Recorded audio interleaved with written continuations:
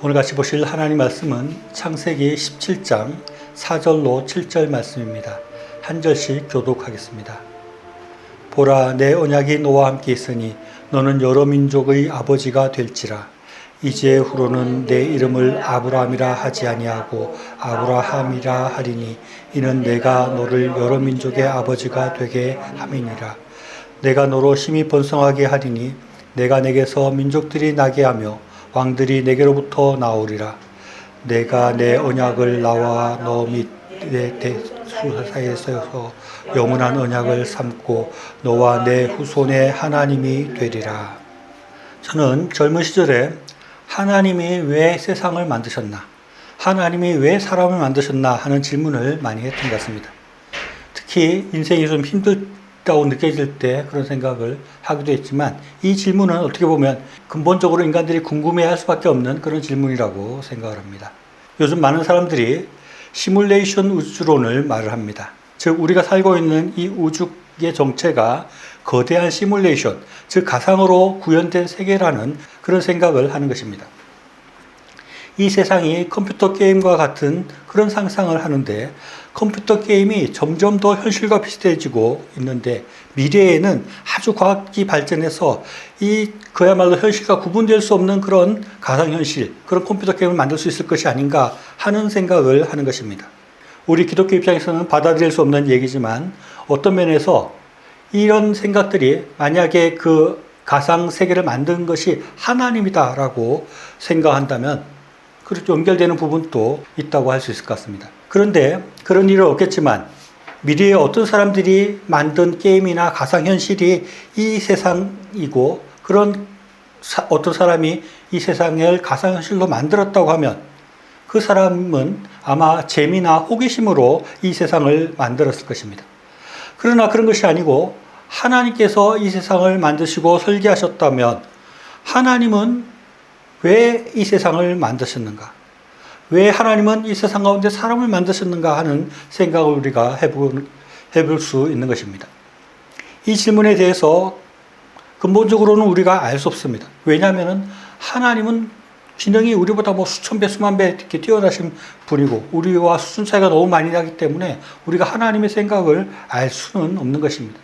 그러나 우리가 성경을 통해서 하나님께서 말씀하시는 것들을 살펴볼 때, 하나님께서 이 세상을 만드시고 사람을 만드신 그 이유와 목적에 대해서 우리가 조금 알 수 있는 부분도 있습니다.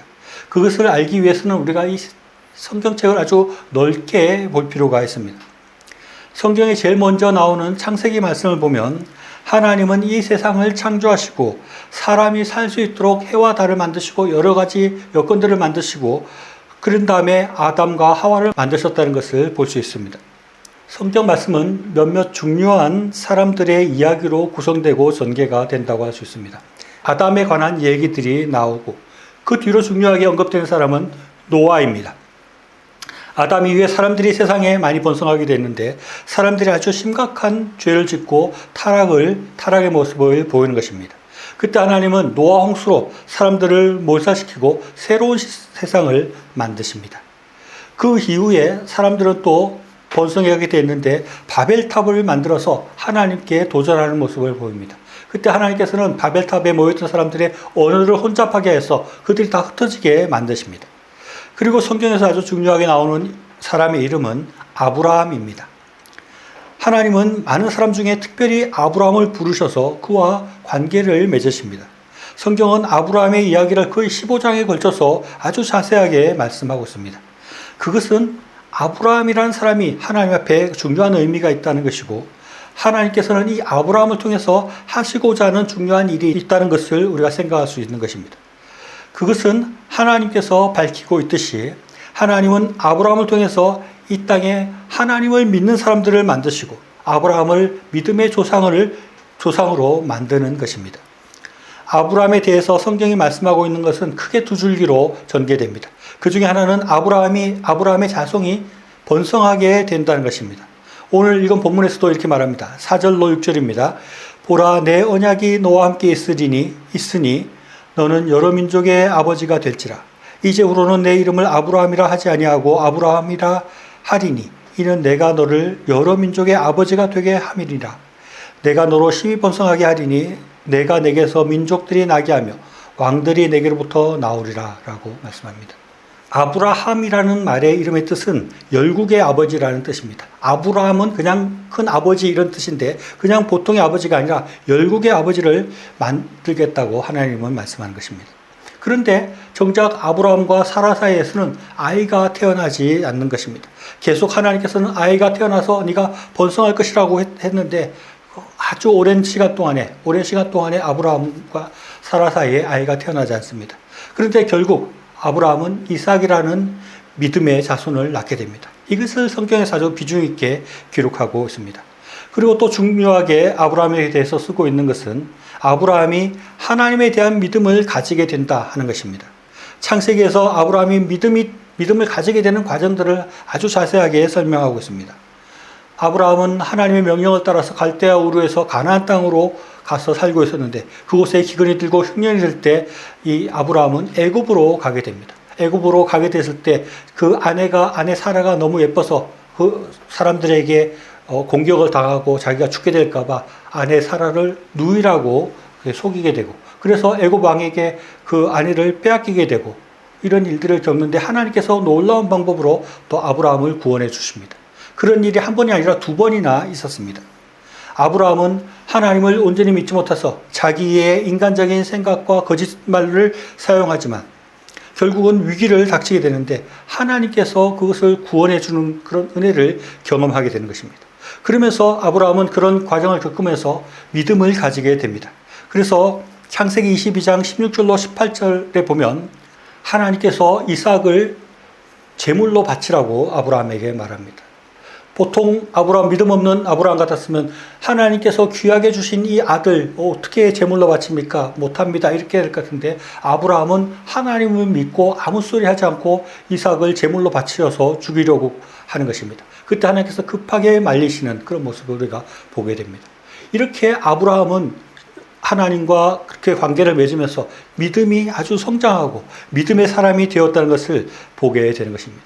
처음에는 믿음이 없고 연약했지만 하나님을 온전히 신뢰하는 사람으로 아브라함이 그렇게 훈련되고 그렇게 성장하게 되는 것입니다. 이런 아브라함의 믿음은 그의 자손인 이삭과 야곱을 이어서 야곱에게 전달되어지게 됩니다. 아브라함의 손자인 야곱은 이스라엘이라는 이름을 받게 됩니다. 아브라함이 아브람이었다가 아브라함이 되었듯이 이 아브라함의 손자인 야곱은 야곱에서부터 이스라엘이라는 이름을 받게 되고 이 이스라엘은 민족이 되고 이스라엘은 나라가 되는 것입니다. 이렇게 하나님께서 아브라함의 손자 야곱을 이스라엘로 만드시고 이스라엘 나라를 형성하게 만드는데 여기서 하나님께서 우리를 창조하신 그 목적과 이유의 중요한 것을 우리가 발견할 수 있게 됩니다. 그것은 하나님은 사람들에게 믿음을 가지게 하시고 나아가서 하나님을 믿는 나라와 백성을 만드는 것이 하나님께 아주 중요했다는 것입니다. 그것이 하나님께서 이 세상을 창조하시고 사람들을 만드신 이유이고 목적이라고 할 수 있습니다. 우리가 또 한 가지 생각할 수 있는 것은 하나님은 이 세상을 만드시고 사람들과 관계 맺기를 원하시고 이 세상 사람들을 하나님의 뜻을 이루어가는 사람들로 만들기를 원하셨다는 것입니다. 어떤 사람들은 신의 존재는 인정하는데 이 세상에 전혀 관여하지 않는 신을 생각하는 사람들이 있습니다. 즉 진화론이 아니라 창조론을 믿는데 하나님께서 창조만 하고 이 세상에 전혀 관심이 없고 신경을 쓰지 않는다고 생각을 합니다. 앞에서 말한 시뮬레이션 우주론에서 누군가 이 세상을 가상현실 프로그램을 만들기는 했는데 전혀 이 세상에 관여하지 않고 짜여진 시스템으로만 그냥 돌아가도록 그렇게 했다고 생각을 하는데 전혀 그렇지가 않다고 성경은 말씀하고 있습니다. 하나님은 아주 구체적으로 이 세상에 관여하십니다. 그래서 하나님께서 창조하신 이 세상이 잘못됐을 때 노아와 홍수같이 다시 새롭게 완전히 바꾸는 그런 일들을 하시고 또 사람들이 잘못된 길로 갈 때 바벨에서 언어를 혼잡하게 하는 식으로 관여하셔서 하나님이 원하시는 세상으로 만들어 가시는 것입니다. 그리고 이 세상 사람들이 하나님을 믿고 하나님의 뜻을 이루어가는 그런 백성이 되게 하도록 하나님께서는 구체적으로 관여하시고 관심을 가지시는 하나님이신 것을 보게 되는 것입니다. 하나님은 상과 벌을 주시면서 이 이스라엘 백성들을 하나님의 나라로, 하나님의 뜻을 이루어가는 하나님의 민족으로, 하나님의 백성으로 만들어 가시는 것입니다. 이런 하나님의 뜻과 계획은 우리에게도 동일하게 적용된다고 할 수 있습니다.